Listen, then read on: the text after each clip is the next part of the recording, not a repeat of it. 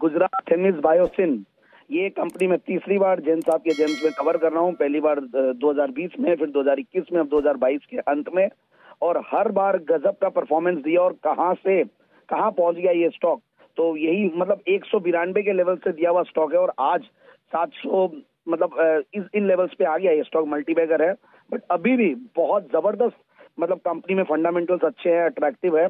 अब मैं कंपनी के बारे में थोड़ा बताता हूँ। 1981 में ये कंपनी जॉइंट सेक्टर कंपनी के रूप में आई थी, मतलब जीआईआईसी और केमोसिन बोल के एक कंपनी है।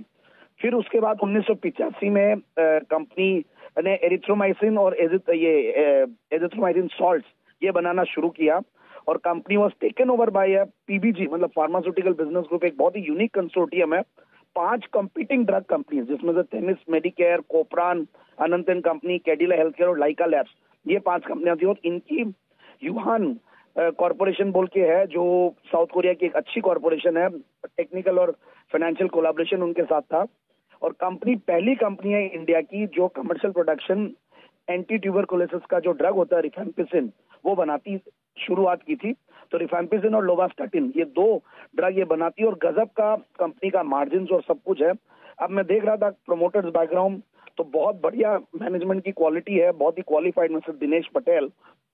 और स्टॉक का अगर मैं बात करूं, रिटर्न ऑन कैपिटल एम्प्लॉयड 67% का है, रिटर्न ऑन इक्विटी 51%। अगर पिछले 3 साल के अगर प्रॉफिट की कैगर देखें तो 90% की प्रॉफिट की कैगर रही है। सेल्स की कैगर पिछले 3 साल की 41% की रही है।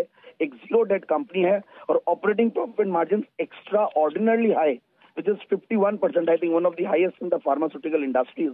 तो बहुत ही गजब का ये कंपनी परफॉर्म कर रही है और करीब 53 करोड़ पिछले साल में टीटीएम बेसिस पे पैसा कमाई है। और मैं शेयर होल्डिंग पैटर्न देख रहा था तो 75% तो प्रोमोटर्स की शेयर होल्डिंग है ही है और पब्लिक शेयर होल्डिंग में भी कुछ रिनाउंड इन्वेस्टर्स इन्वेस्टेड रहे हैं और है भी। तो मुझे लगता है कि स्टॉक को इन लेवल्स पे लेना चाहिए और 930 के टारगेट के लिए।